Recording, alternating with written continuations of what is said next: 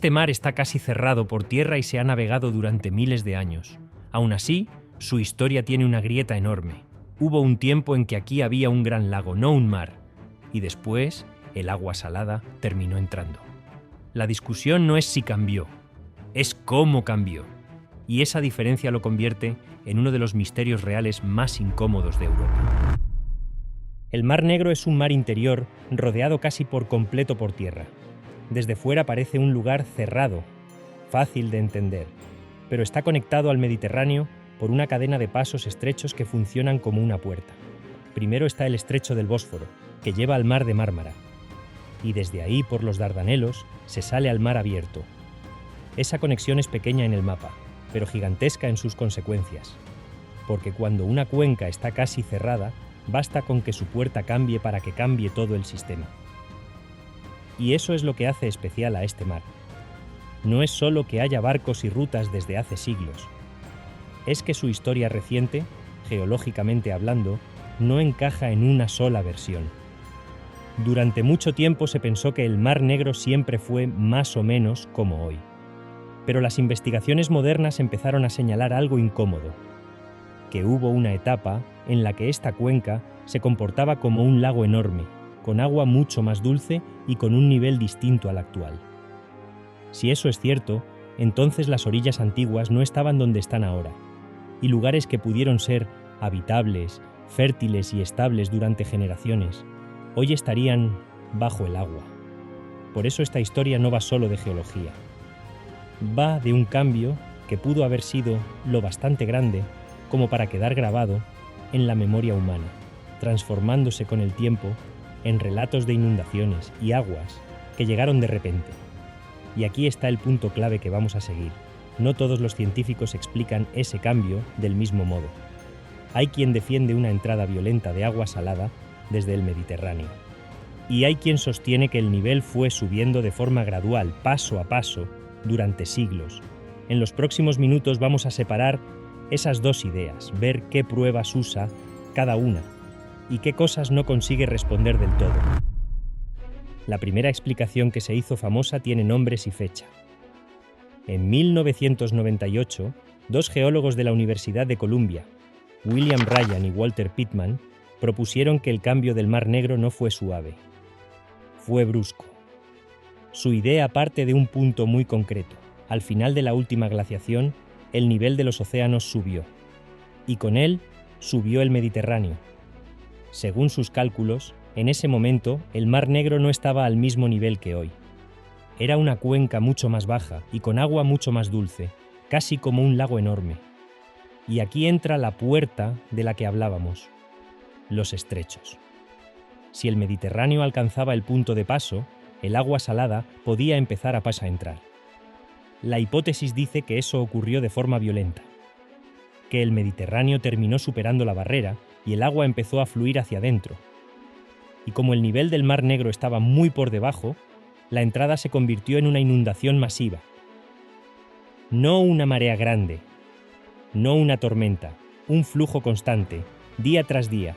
Ellos llegaron a estimar una cifra que da una idea de escala, decenas de kilómetros cúbicos de agua al día, durante meses. Y si eso fuese cierto, el efecto sería inmediato para cualquiera que viviera cerca. No se trataría de el mar sube un poco, se trataría de una costa que retrocede, de un paisaje que cambia con una velocidad que la gente puede ver con sus propios ojos. Esa es la razón por la que esta hipótesis engancha tanto, porque conecta geología con experiencia humana. Si existían comunidades viviendo en una franja fértil, estable, junto a un lago, y de pronto el agua empieza a ganar terreno de forma sostenida, el impacto no sería solo físico, sería cultural, sería el tipo de evento que se cuenta durante generaciones. Pero una hipótesis así no se sostiene solo con una historia potente, necesita señales en el fondo. Y aquí es donde aparece el bloque de evidencias que suelen mencionar quienes la defienden. La idea central es que, en algún momento, el Mar Negro pasó de un ambiente de agua dulce a uno marino, y eso debería notarse en los sedimentos, en capas que, de repente, cambian de lacustre a marino, como si el sistema hubiese cruzado un umbral. En una expedición de finales de los 90, un equipo francés liderado por Gilles Le Ricolet, con la colaboración de Ryan, investigó miles de kilómetros del fondo del Mar Negro buscando precisamente eso, la antigua línea costera. Usaron sonar y sensores sísmicos para localizar formas del terreno que encajaran con una costa anterior al evento. Y después se fijaron en lo importante, la transición en los depósitos del fondo. Según este enfoque, se encuentran señales típicas de ambientes de agua dulce que, en ciertos puntos, dan paso de manera abrupta a sedimentos marinos, con restos y organismos propios del océano. Ese corte es una de las piezas que se usan para defender que el cambio no fue lento y homogéneo, sino que tuvo un momento de transformación fuerte. Hasta aquí, la hipótesis parece redonda. Y por eso se popularizó tanto. Pero aquí llega el primer pero, serio. El que no puedes ignorar si quieres entender el debate. Si una zona costera amplia quedó inundada de manera rápida, y si era tan fértil como se describe, debería haber huellas humanas claras en esa franja hoy sumergida. Asentamientos, herramientas, señales de ocupación, algo. Y sin embargo, no es eso lo que se encuentra con facilidad. La franja entre la costa actual y la antigua línea costera estimada es enorme, y en muchos casos no aparecen restos tan directos como cabría esperar. Eso abrió una pregunta incómoda. Si el evento fue tan brusco, ¿dónde está la evidencia humana que debería estar allí? La respuesta que suelen dar quienes la sostienen es lógica, pero frustrante, que esos asentamientos estarían enterrados bajo capas gruesas de sedimentos, que localizarlos sería como buscar una aguja en un pajar, y que, sin perforaciones específicas en el lugar exacto, es fácil que no veas nada, aunque exista. Y justo ahí el misterio se pone interesante, porque el debate deja de ser una pelea de opiniones y se convierte en un problema práctico.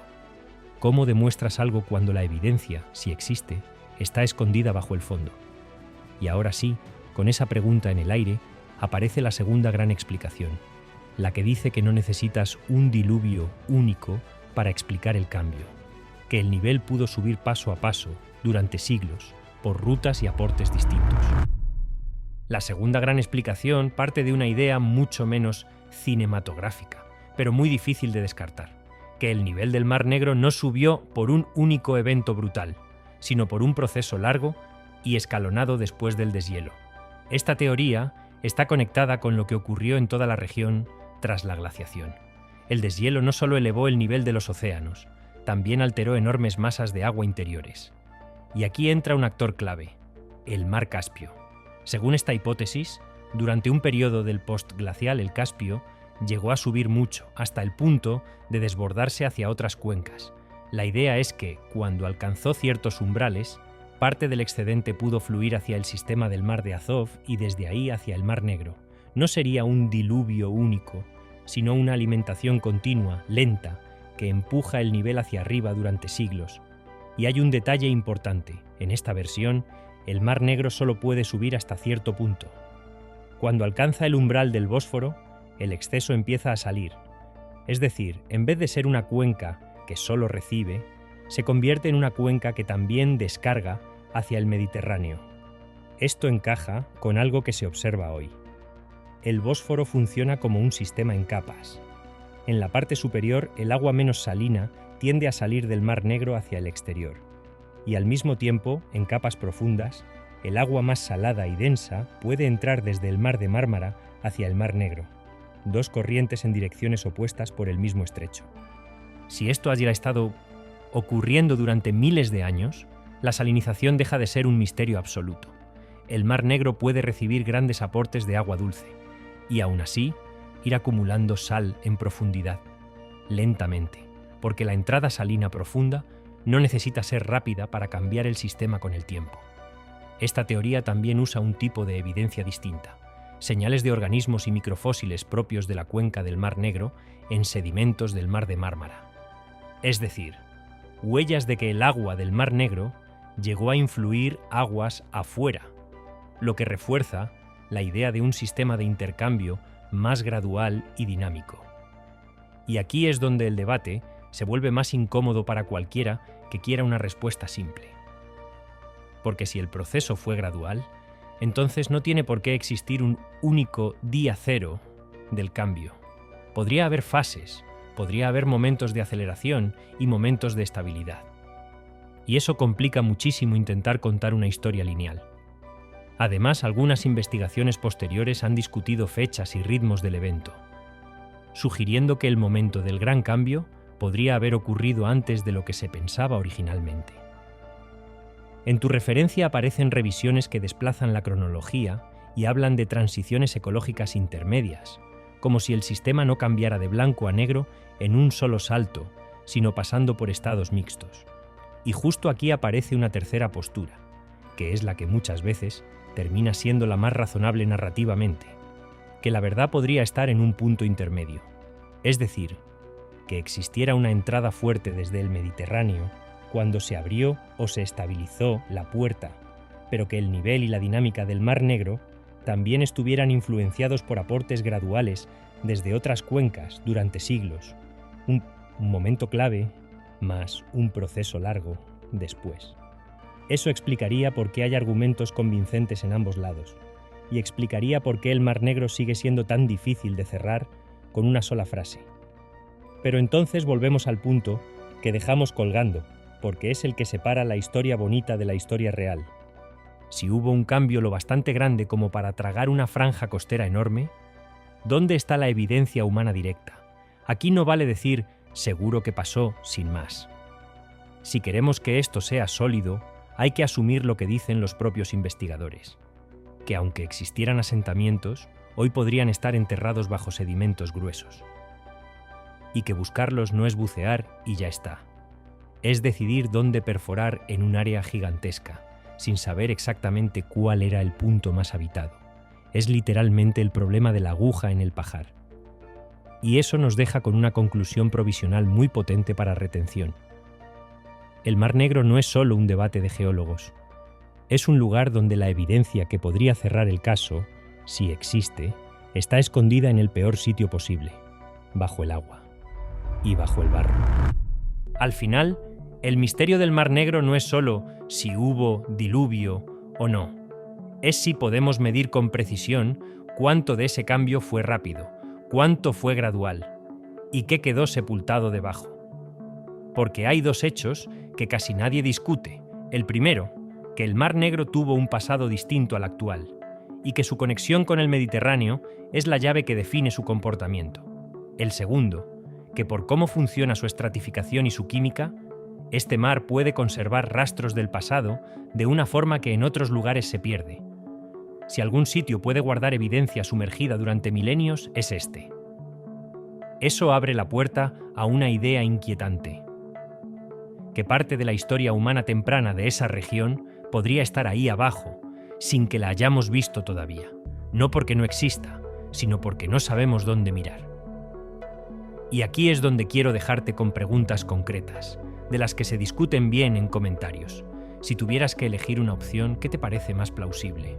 ¿Un cambio fuerte, concentrado en poco tiempo, capaz de desplazar la costa a una velocidad que la gente pudiera recordar como una inundación repentina?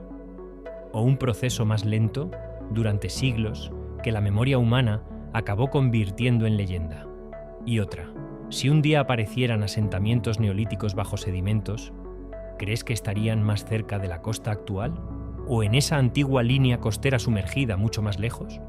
Porque en cuanto aparezca una evidencia directa, el debate cambia de fase, y el Mar Negro dejaría de ser una teoría famosa para convertirse en una historia cerrada. Hasta entonces, seguirá siendo lo que es hoy: un mar interior aparentemente normal, con una puerta estrecha al exterior, y una historia que no termina de encajar en una sola versión. Si en tu casa se habló alguna vez del diluvio, cuéntamelo en comentarios. ¿Qué versión te contaban? Y si quieres más historias así, dale like, suscríbete a Ecox del Tiempo y mira el siguiente vídeo que te dejamos en pantalla.